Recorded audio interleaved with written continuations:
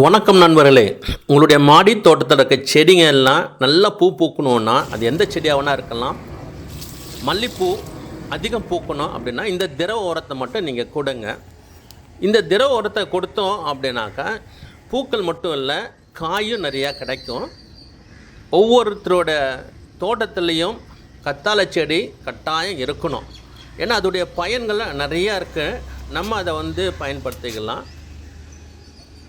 காசு கொடுத்து ஓரெல்லாம் வாங்குகிறோம். அதுபோல் நம்ம தோட்டத்திலே நம்ம வச்சுருந்தோம் அப்படின்னா நம்ம அதை எடுத்து பயன்படுத்திக்கலாம். இது ரொம்ப ஒரு ஈஸியான மெத்தேடு தான். இது யாரோன்னா இதை பண்ணிக்கலாம். ஒரு கத்தாழத்தை வச்சுருந்தா அது நல்லா பெருசாக வளர்ந்துருந்தாங்க.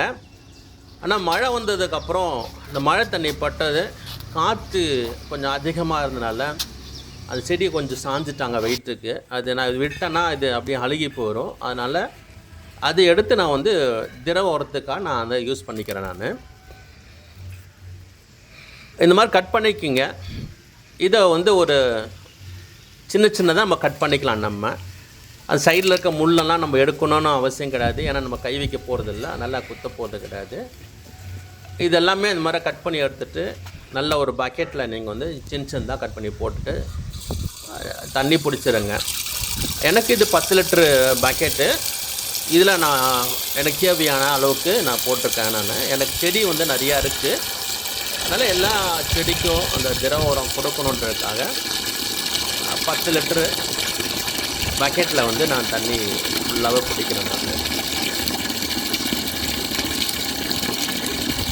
இது பாருங்கள், மாதத்தில் ஒரு 2 தடவை கொடுக்கலாம். நம்ம 15 நாளைக்கு 15 நாளைக்கு கொடுக்கலாம். நம்ம தண்ணி ஃபுல்லாக பிடிச்சிட்டு அப்படியே விட்டுட்டிங்கன்னா இதில் கொசுவெல்லாம் உட்காந்துரும். அப்புறம் டஸ்ட்டு நிறையா இது வரும். அதனால் இதுக்கு மூடி போட்டு வைக்கணும். இது அப்படியே மூடி போட்டு ஒரு நிழலில் வச்சுருங்க.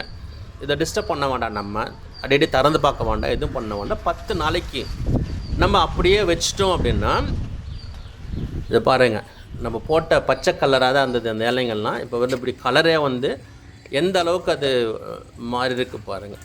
இது அவ்வளவும் நமக்கு நல்ல ஒரு சத்து தான். இது நம்ம அது மண்ணுக்கும் கொடுக்கலாம், அப்படியே செடிக்கும் நம்ம இது ஸ்ப்ரே பண்ணலாம்.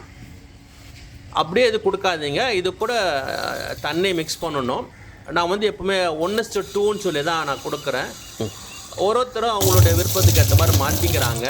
நான் 1:2 தான் இது வரைக்கும் கொடுத்துருக்கேன். நான் இன்றைக்கி எல்லா செடிக்கும் வேணும்னால இந்த மாதிரி ஒரு பெரிய ட்ரம்மில் தான் எப்போதுமே நான் யூஸ் பண்ணுவேன். தேவையான அளவுக்கு நான் தண்ணி பிடிச்சிட்டு அந்த தண்ணி எடுத்து அப்படியே செடிக்கு ஊற்றி விட்டுடலாம். ஒவ்வொரு செடிக்கும் நிறையா ஊற்றாதீங்க. எந்த அளவுக்கு நீங்கள் தண்ணி ஊற்றுவீங்களோ அந்த அளவுக்கு நம்ம தண்ணி ஊற்றினா போதும். இது இல்லை ஸ்ப்ரே பண்ணுறதா இருந்தால் வடிகட்டி ஸ்ப்ரே பண்ணுங்க. மல்லிப்பூ மல்லி செடிக்கு கொடுத்து பாருங்கள், ரொம்ப நல்லா செழிப்பாக வரும், நிறைய பூ பூக்கும். எனக்கெல்லாம் டெய்லி இந்த பூ இதுலேருந்து எடுக்கிறாங்க.